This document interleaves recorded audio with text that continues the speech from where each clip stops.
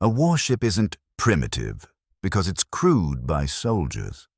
It's primitive because it burns people like fuel. The glory of Sol had been in service for 7 centuries. Its armor and prayer scripts had outlived dynasties. Down in the lower decks, where the pipes sweated and the bulkheads groaned, the ship still carried every generation that had kept it alive. Not in memorials, not in records, in the walls.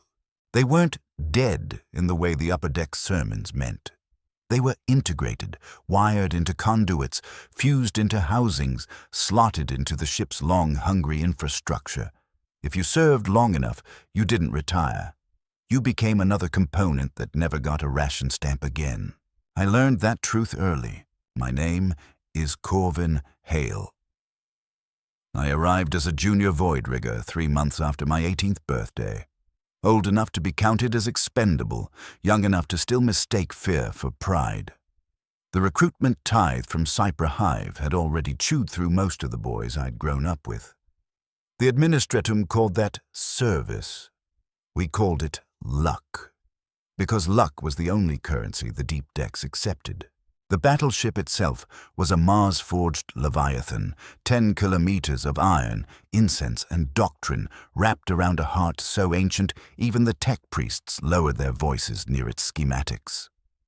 When I first saw it through the personnel lighter's viewport, it hung in void like a cathedral that had drifted away from its planet and never been forgiven. For a few breaths, I felt something that might have been pride. Then the docking clamps locked.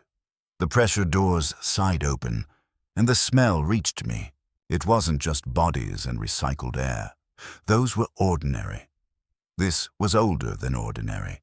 Machine oil that felt ancestral, incense burned in quantities that spoke of panic rather than devotion, metal that had been heated and cooled so many times it exhaled like stone. Under it all lay a sharper note I couldn't name yet. The odor of a place that consumed people steadily, the way a forge consumes coal, without malice, without mercy, without preference. The officer who processed my assignment was called Corvash, Voidborn, pale as scraped parchment. She spoke as if her voice had been drilled into her skull and sealed there. Without looking up, she pressed a branding tool to my forearm and burned a crude designation into my skin. The final hiss made my jaw clamp hard enough that I tasted copper. Corvash recited my posting while my flesh still smoked. Subdeck 9, Compartment Turte, under Foreman, Vul. Rotations: 8 hours labor, 4 hours rest, 8 hours labor, 4 hours rest, looping forever, interrupted only by mandated prayer blocks and ration allotments. Failure to report constituted dereliction, punishable by flogging, or worse, depending on the commissariat's mood. When she finally met my eyes, they were the color of dirty ice. "Welcome aboard the glory of Sol," she said. "The Emperor protects," I answered, because the ship expected its noises in the correct order. She handed me a data slate with a bunk code and dismissed me with a flick of her fingers, like she was shooing away an insect that had already served its only purpose. I understood quickly. To officers, riggers weren't men. We were spare parts. We were the hands that fit where servitors couldn't, the bodies that could be pushed into irradiated voids with a rebreather mask and a promise, the eyes that checked seals and welds in places the machine spirit didn't like to be watched. Subdeck 9 lay 17 levels below the primary habitats. Getting there meant descending vertical shafts where the lumen strips had died decades ago. No one replaced them, no one even complained. Complaints didn't circulate down there. The first time I climbed down, I followed the weak glow of old marker paint brushed onto ladder rungs by someone long dead and apparently still helpful. I counted the rungs because counting gave my mind something clean to hold on to. 412 later, my boots hit deck plating that felt colder than it had any right to be. The air down there behaved wrong. It gusted from vents that should have been sealed and went still in corridors that should have had active circulation.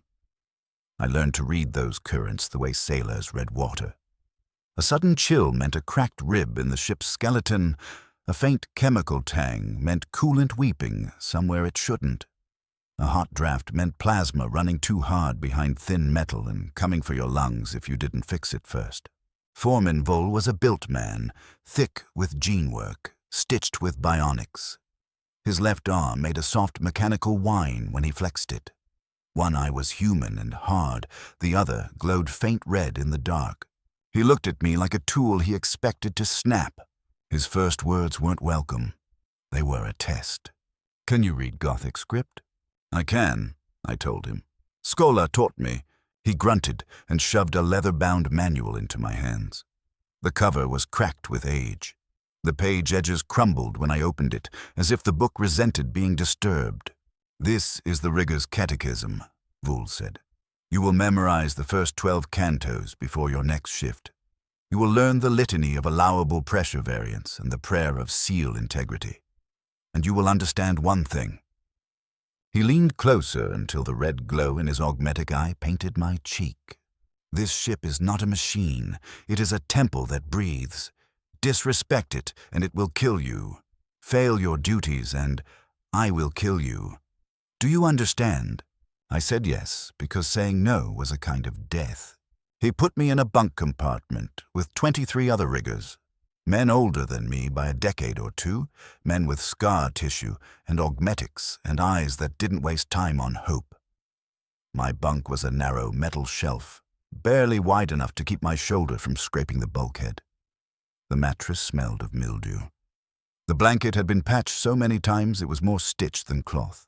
Above my bunk, someone had scratched tally marks into the metal. Hundreds of them. Groups of 5, repeated like a prayer that had forgotten its words. I didn't ask what they counted. I already knew. The first week taught me pain in ways Skola never mentioned. Vul sent me into crawl spaces barely wide enough for my shoulders, conduit tunnels hot enough to blister skin through a sleeve, ventilation shafts where the air grew thin enough that I had to work in short bursts before retreating to gulp breath like a drowning man. I learned darkness by touch. I learned cabling by texture, the waxy sleeve of one power feed, the braided grit of another. I learned the healthy hum of a stable plasma relay and the stuttering whine that meant a failure was coming like a knife. And I learned the ship had sounds that no schematic admitted. It groaned deep in its superstructure like something wounded and patient. It chimed softly in empty compartments where no bells existed. It whispered in vents, just close enough to language that you could ruin yourself trying to understand it. So I learned not to listen. The older riggers taught me the rules that weren't written anywhere official, the rules that actually kept you alive. Never work alone in the starboard tertiary coolant manifold. The machine spirit there was ill-tempered. Doors that should have been mechanically locked open had crushed 3 men in a single year, and the tech priests blamed operator error, with the smooth certainty of people who didn't bleed down here. Never touch the brass plating in Subec 7. The priests insisted it couldn't carry a charge. A rigger named Corso had dropped dead anyway, heart stopped as cleanly as if someone had flicked a switch. Never stare at reclamation servitors for too long. Some of them still had enough humanity left to recognize pity. Pity made them scream. I also learned the ship's history the way you learn weather, through muttered warnings and the tone people used when they said certain names. The Glory of Soul had fought in campaigns I'd never heard of. Its kill tally included orc cruisers, a raider that reeked of the warp, and something the oldest riggers referred to only as the Weeping Vessel. They wouldn't describe it. They only said the survivors had been quarantined and the quarantine compartments were still sealed. They would remain sealed until the ship died, or decided it no longer cared. The crew number was said to be between 15 and 20,000 souls, but no one truly knew. Personnel records were maintained by servitors whose data caskets had begun corrupting themselves decades ago, duplicating some names, erasing others. Men long dead still appeared on shift rosters. Living riggers sometimes found themselves listed as deceased and had to battle the administratum for months just to reclaim rations. Down in Subdeck 9, even time felt unreliable. Shifts that should have lasted 8 hours stretched into 10, sometimes 12. Rest periods collapsed into brief, disorienting half-sleeps where I couldn't remember lying down or waking up. The chronometers disagreed with each other by hours, as if each one belonged to a different reality. When I asked Vul about it, he told me to stop asking questions that didn't keep my lungs full. "The ship feels time differently," he said. "Learn its rhythm or die confused." Then came my 16th day aboard. Vul sent me to repair a pressure seal in a section of Subdeck 9 I'd never accessed. The data slate marked it with a designation that looked like it had been assembled by someone who hated grammar. I accepted that. The ship's labels were a maze inside a maze. The corridor was narrow, barely wide enough for 2 men to pass. Conduits lined the walls, and in my lumen lamp's weak throw they looked like veins. Some pulsed with a faint, sickly glow, as if something alive moved through them. The air tasted of copper and ozone. My breath fogged inside my mask, even though my suit insisted the temperature was fine. The seal lay at the far end, where the corridor dead-ended into a bulkhead that had been welded shut and layered with purity seals so old their wax had turned black. I was a few meters away when the smell hit me. Not oil, not incense, not metal. Old death. Flesh dried rather than rotted. Bone and sinew gone hard. The mineral stink of a body that had been exposed to vacuum and then sealed away from light. I stopped. My lamp flickered, strobing the corridor. In that broken light I saw the conduit housing to my right, and what had been folded into it. A man, or what remained of one. Compressed into the narrow space between coolant pipes like something carefully stored. His void suit was intact, but the faceplate had cracked. Behind it, the face had collapsed into itself. Mouth stretched open in a soundless scream, eyes sunken to dark pits. A name had been stenciled on the chest plate. Red Hawk. Beneath it was a crew designation I didn't recognize. Training told me what to do. Report it, log it, seal the compartment, call reclamation. But standing there, my hands shaking around the lamp, none of that felt sufficient, because this wasn't a casualty left behind after a fire or breach.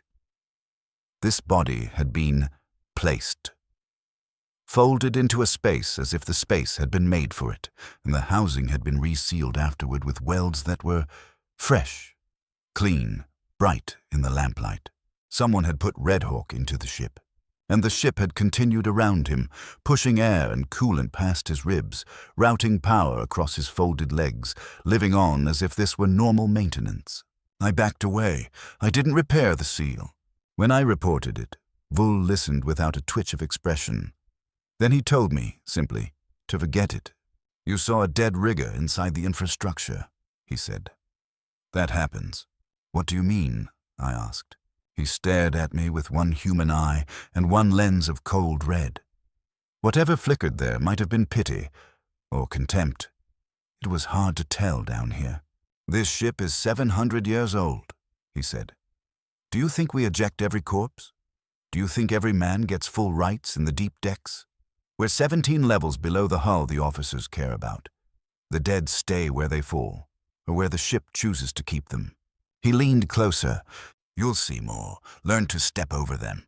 That night, lying on my narrow bunk shelf, listening to the ship's distant groans, I understood something with a clarity that felt like sickness. I wasn't serving on a vessel. I was living inside a moving sepulchre that had learned to make war. Warp transit began later in my service, and the ship changed again, worse, stranger. Skola had warned us about the warp, madness, predators outside reality, the fragile miracle of the field that kept the crew from screaming forever. What they hadn't told me was what the ship itself would do, how its spirit would twist under immaterial pressure, how the deep decks would begin to obey rules that weren't physical. The first sign was the air. It grew thick, almost syrupy, and carried a taste like burnt sugar mixed with something sour. The second sign was the lights. Lumen strips flickered in repeating sequences, patterns so deliberate they felt like language.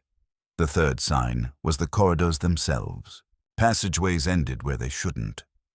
Doors opened into access ways that weren't on any map.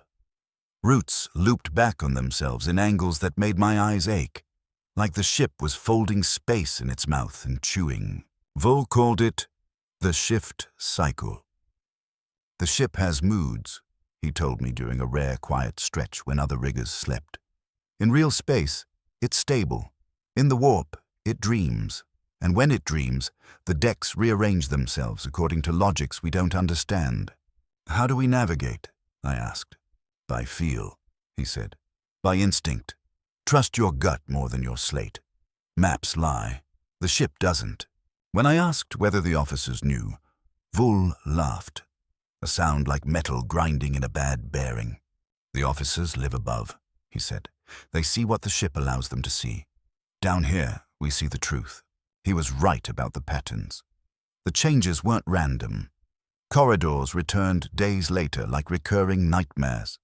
Bulkheads welded shut for decades would unlock without explanation.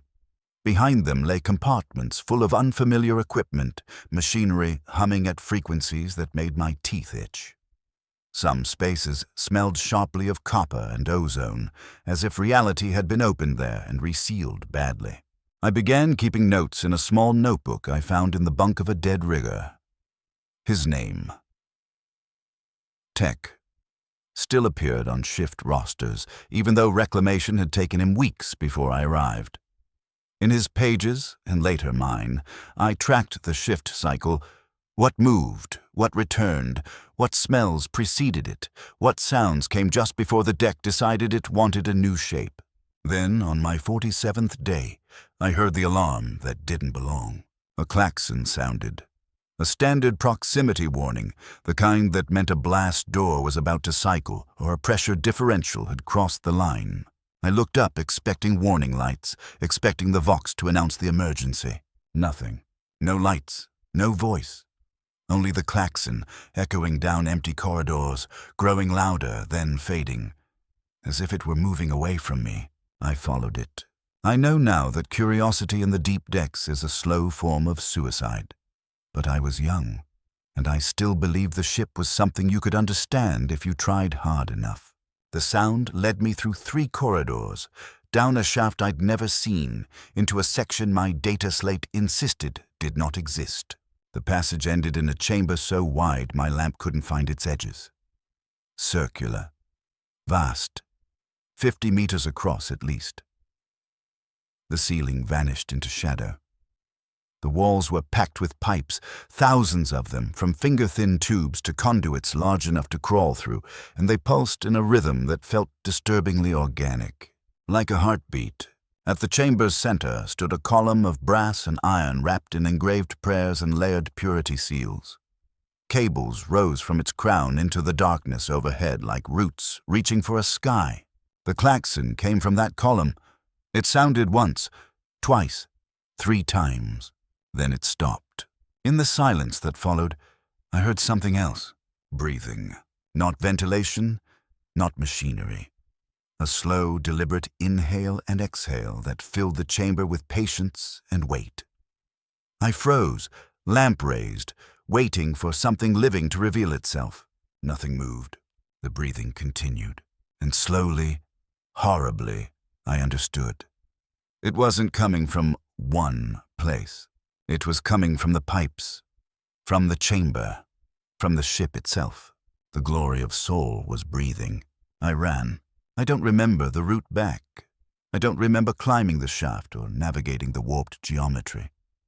I remember only the sound of that breathing following me, echoing in vents, present in every space, as if the ship had noticed me the way a person notices a splinter. When I stumbled into my compartment, Vul was waiting. He took one look at my face and shaking hands and nodded, as if he'd expected this the moment I boarded. "You heard it," he said. Not a question. I told him about the chamber, about the column, about the breathing. He listened without interruption. When I finished, he was silent for a long time. Then he said, "That was the Pars Sanctum Tertius, one of the ship's hearts."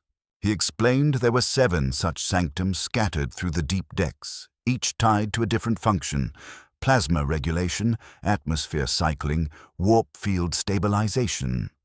Sanctum tertius, Vul said, governed the shift cycles. It chose when the decks rearranged. It was will made metal. Why don't the officers know? I asked. Vul looked at me like I'd asked why the void was cold. The officers know what they need to command, he said. We know what we need to survive. Those are not the same thing. In the weeks that followed, I began to understand what he meant. The officers walked bright corridors with reliable lights, clean rules, an illusion of control. We lived in the ship beneath that illusion, where the walls remembered bodies, where time stumbled, where the vessel sometimes breathed in the dark like something asleep and dreaming. And I knew, with a certainty that sat heavy behind my ribs, that the deeper truth of the glory of Sol was not written on any deck plan. It was embedded, quietly, carefully, into the walls. Down in the ship's underworld, we didn't live by the Navy's version of reality. We lived inside the warship's raw, unvarnished truth, where the machine spirit wasn't softened by ceremony or distance, and the line between steel and meat had started to lose meaning. I saw servitors with tear tracks of lubricant sliding from their optics as if they could still mourn. I saw wiring bundles that oozed when cut, not with sparks, but with warm, sticky fluid that didn't belong in any manual. I saw bulkheads flex in slow, subtle pulses, expanding, relaxing, like lungs that had forgotten they were made of iron. And I watched the ship alter itself. Connections appeared where none had existed the day before. Junctions sprouted new branches overnight, as though the glory of Sol was rewriting its own nervous system to suit needs it never explained to the crew. Conduits that should have been inert hummed with fresh life. Old access panels sealed shut with welds that looked new enough to sting your eyes. Once I knew how to look, I couldn't stop seeing the other constant. The bodies. They were everywhere. Tucked into wall cavities, hidden behind maintenance hatches, braced between pipes like deliberately placed supports. Some were suspended in coolant reservoirs, with their visors fogged and their mouths frozen open. Some were recent enough that I recognized the crew markings on their void suits. Others were ancient, skeletons half held together by rags and the stubborn metal of their augmetics. The ship kept them all. And some nights, Emperor Witness, I thought I saw movement. A finger twitching as I passed, a head turning a fraction too smoothly, an eyeless face angled toward my lamp like it could feel light through bone. Vul told me never to talk about it. Don't give it a name, he warned. Don't give it attention. The dead hear better than the living down here. He said acknowledging them made you visible in ways you couldn't undo. That the ship, whatever it was becoming, noticed words the way it noticed heat leaks and pressure changes. So I learned a new kind of discipline. I walked past the dead without letting my eyes linger. I ignored whispers that seemed to seep from sealed compartments. I kept my focus narrow. Tools, seals, air, survival. But the ship didn't let me forget. A rigger named Pallas vanished while I worked beside him. We were replacing a corroded seal on a tertiary coolant line. Routine, ugly work, the kind that kept you alive by keeping the ship alive. I turned away for less than a minute to fish a spanner from my satchel. When I looked back, the space where Pallas had been was empty. His tools still lay on the deck. His void suit still hung on the hook, exactly where he'd left it. There was no scuff, no smear, no noise of retreating boots. He hadn't run. He hadn't been dragged. He was simply gone, as if the air had decided it no longer needed to contain him. I reported it immediately. Vul organized a search that went nowhere. No body, no sign of struggle, no breach alarms. Nothing but a faint trace of sweat and the quiet, patient indifference of the corridors.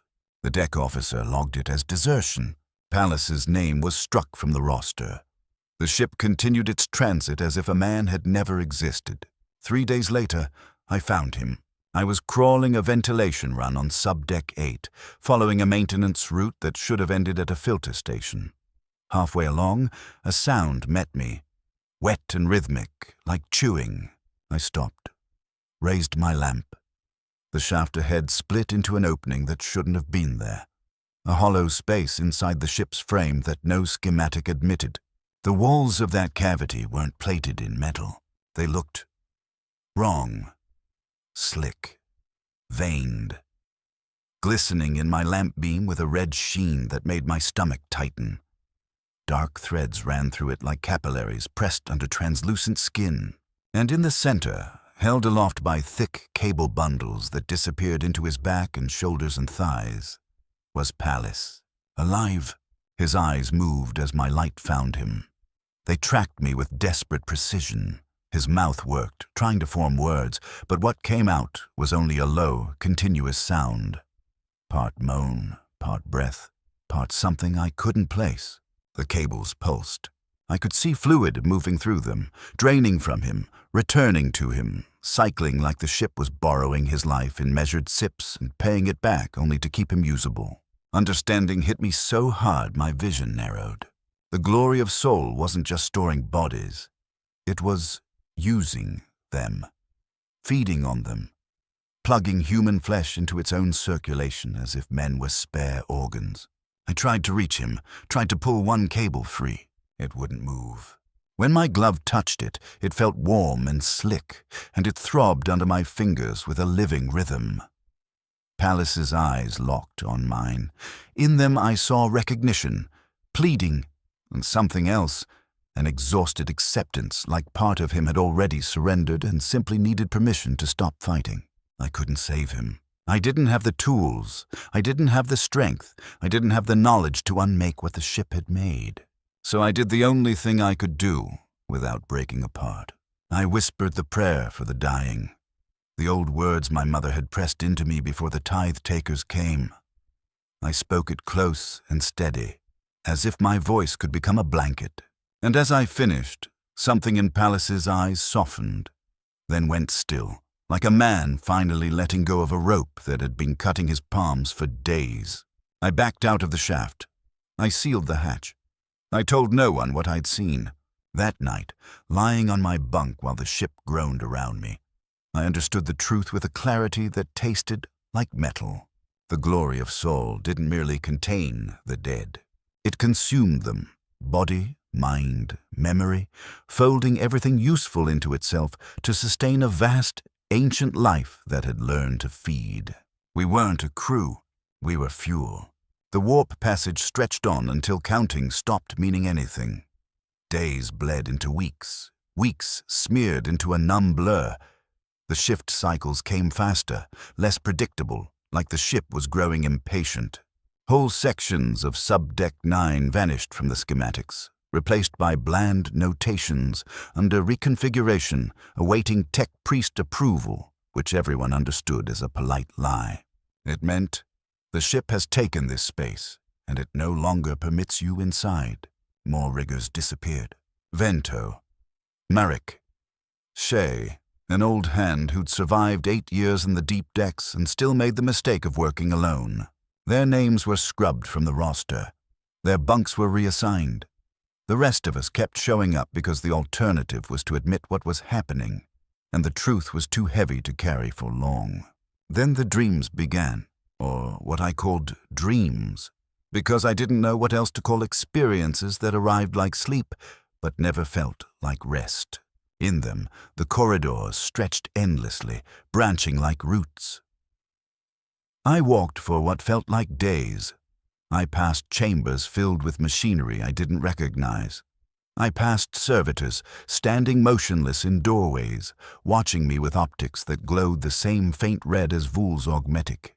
I passed bodies embedded in the walls like relics, arranged as neatly as saints in a cathedral reliquary. And at the end of each dream, I found the same circular chamber, the brass column, the pulsing pipes, the slow, patient breathing that didn't belong to any ventilation system. The ship was calling me, asking something from me. Voul noticed what I was becoming. He pulled me aside during a rest block and asked the practical questions: sleep, food, observances. I lied and said I was fine. He studied me a long moment with his mismatched eyes. "The ship is measuring you," he said at last. "It does this to some of us. It did it to me. "What happens if I fail?" I asked. His smile had no warmth. "Then you join the others," he said, "and it keeps you alive long enough to understand you should have learned to bend." Not long after, on a day I could no longer number with confidence, Vul assigned me to a work detail in a place I'd never accessed. The schematics labeled it with a name that should have been warning enough: Uri Prime. The hatch was layered in old purity seals and warning sigils. It required multiple authorization codes, codes Vul provided without explanation, as if he'd been waiting for this moment. Beyond the hatch was a chamber that made nonsense of the ship's architecture. It was enormous, long as a parade ground, half as wide, with a ceiling my lamp couldn't reach. Along both walls ran rows of alcoves, thousands of them, stacked in precise grids like catacombs beneath a hive cathedral. And in every alcove was a body. Void crew. All of them still in suits, still strapped into duty harnesses. Some were recent enough that the color remained in their faces behind the visors. Others were ancient, bone and rag and corroded suit plating reduced to lace by centuries. All of them were connected to the ship by cables that threaded into ports I'd never seen on standard void gear. Those cables pulsed with the same faint bioluminescent glow I'd seen in the living conduits, as if the glory of Sol was still sustaining them, still feeding them, still keeping a trapped spark alive inside dried flesh. I stood in the doorway with my lamp trembling and tried to count the alcoves. There were too many. Enough to account for every rigger who'd ever vanished. Enough to hold centuries of accidents. Enough to suggest the ship didn't forget a single offering. A voice came from behind me. "This is where we go." I turned and found Vul in the hatchway, expression unreadable. "This is the ship's memory," he said. "Every man who dies in the deep decks ends up here, plugged into the infrastructure, preserved." "The priests say it's honor," I whispered, because my throat had tightened. Vul stepped into the chamber and ran his augmetic hand along a cable with a familiarity that chilled me. "The priests say many things," he replied. "This isn't honor. This is retention. This is appetite." He faced me. "The glory of Sol doesn't forgive. It doesn't release. When you die down here, you become part of it, and it keeps what it takes alive in whatever way it can, feeding on thoughts, on pain, on memory. Some of these men have been here longer than your bloodline has had a name. Some are still aware." I nodded because words had abandoned me. Then Vul gave the only order he treated like mercy. "We have work to do. Coolant lines. This compartment must stay cold or the bodies decay and the ship loses them." His gaze sharpened into a warning that felt physical. "Do not touch the cables. Do not speak to the bodies. Do not look too closely at their faces. Some of them will recognize you, and recognition is a hook." We worked in silence, Vul, me, and a few others, replacing corroded fittings, sealing leaks, keeping the ship's memory cold. All the while, I felt eyes on us. Eyes behind visors, eyes that shouldn't have moved but did. I felt the slow breathing of the ship pressing against the air like a second atmosphere. When we finished, we sealed the hatch and climbed back toward familiar corridors. Vul dismissed the others and held me back. "You asked me once what happens if you break," he said quietly. "Now you've seen it." I swallowed hard. "Is there a way to avoid it?" He watched me for a long moment, then nodded once. "There is one mercy," he said. "A way to die cleanly, so the ship takes you quickly and doesn't keep you." He leaned in close and spoke like a man passing contraband. "You recite the litany of submission, alone, where the ship can't be distracted by noise. You offer yourself willingly, and you mean it. If your submission is true, it will take you fast. It won't preserve you. It won't savor you. That's the only kindness it knows." He pressed a scrap of parchment into my hand. It was old enough to feel like skin. "Memorize it," he said. "Carry it. Use it only when you're certain." Then he walked away, leaving me in the corridor with a prayer that felt less like faith and more like a last resort weapon. The warp storm came later. Exactly when, I couldn't say. Time had dissolved into guesses. It began as a low vibration that ran through the hull, through the deck plates, through my teeth, The lights died, plunging corridors into absolute black. When they returned, they were wrong, casting a sick, bruised hue that made skin look diseased and metal look wet. The air thickened until it felt almost liquid. It tasted of ash and burnt copper. Voices whispered in the vents. Languages I didn't know. Rhythms that made my skull ache. And the ship's rearranging accelerated. Corridors that had been stable for weeks ended in blank walls. Doors opened onto spaces that had not existed seconds before. Alcoves appeared in the middle of bulkheads. Desiccated bodies spilled out, clattering to the deck like broken relics shaken loose. Servitors malfunctioned, tearing at their own faceplates with claw tools, emitting bursts of binary that somehow resolved, if you listened too long, into begging. Cables writhed. Bulkheads seeped. Lumen strips pulsed in time with a heartbeat that was not mine. People vanished faster now, not only riggers. Gangers, deck officers, even a tech priest who came down to perform a routine blessing and disappeared between one prayer and the next, leaving only severed mechadendrites twitching on the deck for hours, like dying insects. The roster became meaningless. The rotations collapsed. We worked when we could, slept when we dropped, and tried not to think about the uncomfortable possibility that the ship was feeding hard, preparing itself for something. Vul grew quiet. He stopped pretending any of this was manageable. He sat on his bunk, staring into the air like a man listening to a voice only he could hear. When I demanded answers, he looked at me with eyes gone dull and said, "The ship is waking. We're deep in the warp now. It's dreaming and its dreams are hungry." He gripped my forearm with a strength that hurt. "Stay close, don't wander, and if you hear your name spoken in the vents, don't answer. It won't be your name. It'll be the ship learning your sound." I tried to obey. The ship wouldn't allow it. The Vox summoned me to phantom work orders. Corridors that didn't exist, chambers that held nothing but darkness and that slow, patient breathing. I'd return to the bunk compartment hours later or days later, with no memory of the time between. Sometimes my tools were missing. Sometimes my hands were coated in oil I didn't remember touching. And I began to see the disappeared palace, still suspended in that hidden cavity, eyes following me as I passed. Shay standing at the end of a corridor, suit torn and threaded through with cables like a crude puppet rig. Vento sealed into a bulkhead, face pressed against metal, mouth forming silent shapes that never became sound. They weren't dead. Not properly. The ship had kept them in a state that mocked the idea of life.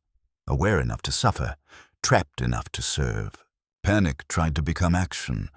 Then reality cut it down. There was no escape. We were in warp transit. Even if I reached the upper decks, even if I found a pod bay, there was nothing outside the field but howling unreality. So I did the only thing left. I memorized the litany. I repeated it during repairs, whispered it into my blanket, spoke it until the words lost meaning and became only rhythm, something steady to hold against the ship's shifting hunger. The end, what I thought was the end, arrived in a place I couldn't name. I was alone, crawling through a maintenance tunnel that hadn't existed the day before, following another false alarm. The walls began to narrow. Slowly at first, subtle enough that I wondered if I imagined it. Then faster. Within minutes, the tunnel had tightened so much I couldn't turn, could barely breathe. Metal pressed against my back and shoulders like a closing fist. And I understood with brutal certainty. The ship had decided to claim me. I stopped moving. I lay still in the narrowing dark and began to recite the litany of submission, clearly, slowly, meaning every syllable. I offered myself. I asked for a swift end. I begged the ship, not for life, but for release. Something shifted. The pressure eased. The walls stopped contracting. In the silence that followed, I heard breathing, maybe the ship's, maybe something deeper, like recognition. The tunnel widened just enough for me to crawl forward.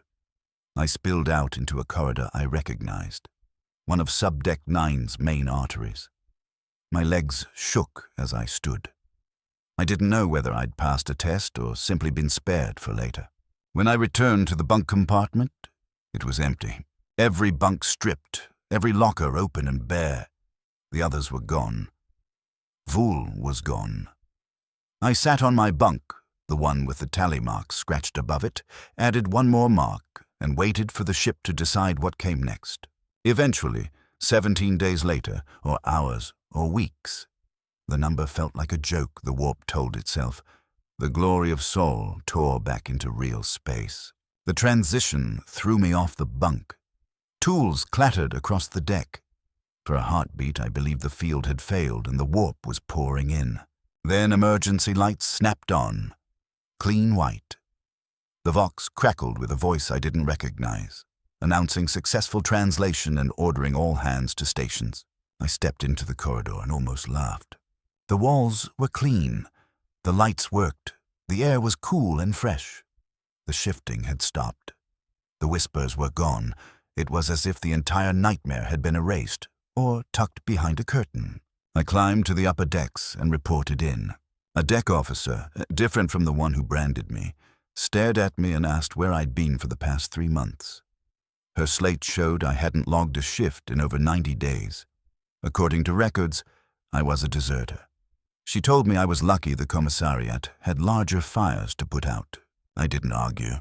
I accepted the reprimand, the docked pay, the stain on my record, because nothing I said would survive contact with their reality. When I returned to Subdeck 9, the riggers were back, or replacements were there in their bunks. I couldn't tell which. The faces blurred under exhaustion. Vul was present, still giving orders with the same flat voice, still looking at me like nothing strange had ever happened. When I asked about the storm, the shifting, the vanishings, he stared as if I'd lost my mind. "Routine transit," he said. "2 riggers lost to accidents. Stop inventing problems." I checked the roster. Palace was listed as active duty. Shay had a shift scheduled.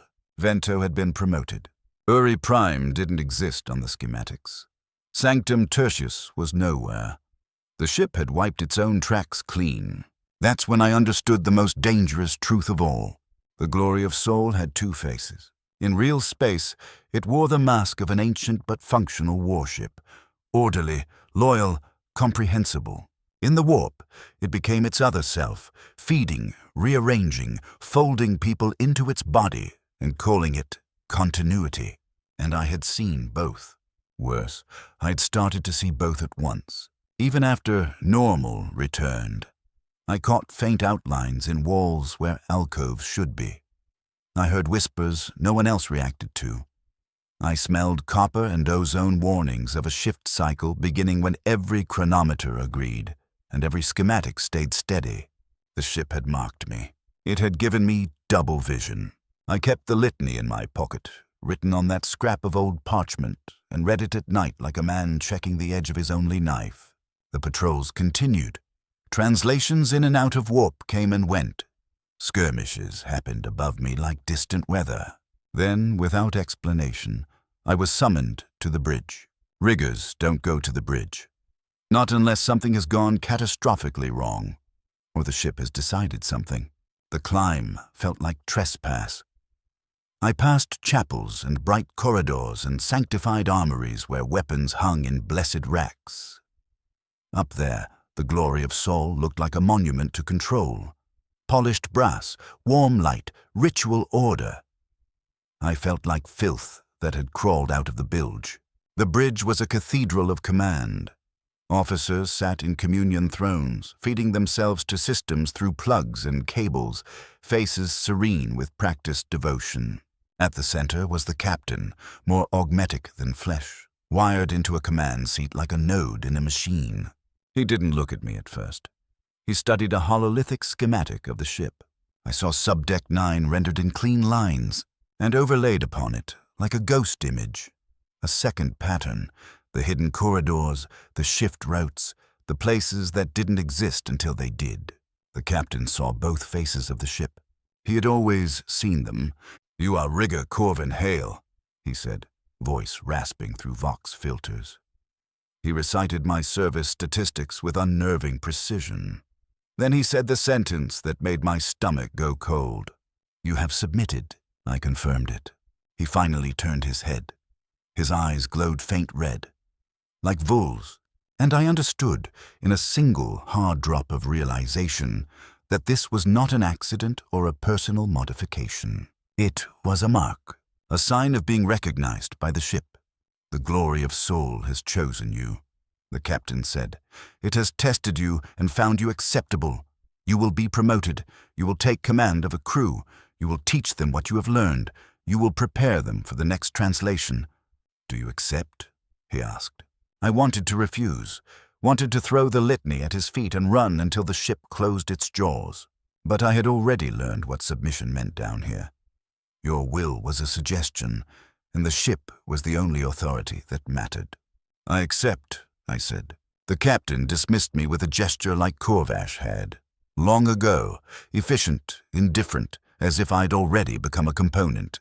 When I returned to the deep decks, Vul, waiting like he'd known, gave me a small, unreadable smile. Welcome, Ganganga Hale, he said. The ship has given you a gift. What gift? I asked, though I already suspected. He gestured toward the 16 faces in my new compartment, tired, hopeful, afraid, watching me for guidance the way drowning men watch the nearest plank. Knowledge, Vul said. You know what the ship is, you know what it does, and now you get the only choice a Ganga ever truly has. He leaned close, voice low. You can prepare them, or you can let them learn the hard way. Then he left me with my crew and my silence. I could have told them everything. The shift cycles, the hidden sanctums, the bodies in the walls, the chamber of alcoves, the breathing.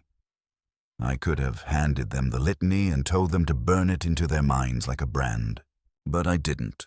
I gave them the speech I had been given, the warnings about respect, the lessons about rhythm and caution, the promise, half prayer, half lie, that obedience and hard work would keep them alive. I lied because the truth would break them before the ship had the chance to.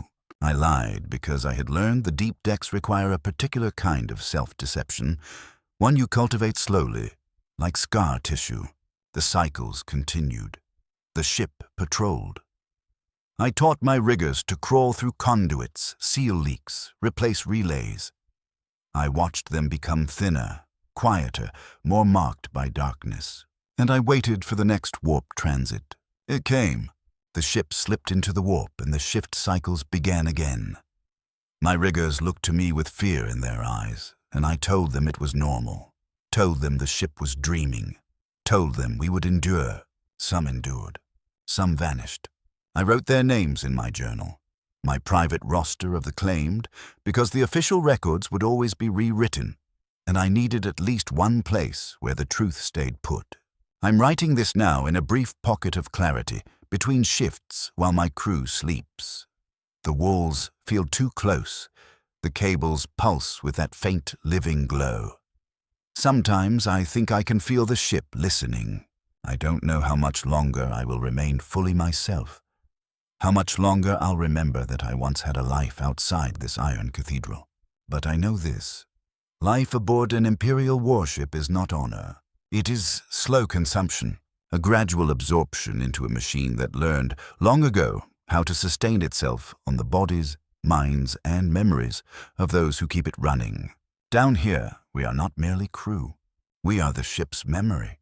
We are its synapses, firing, burning out, being replaced. And when my time comes, I don't expect mercy. I don't expect release. I only hope the litany still works. Hope the ship takes me quickly.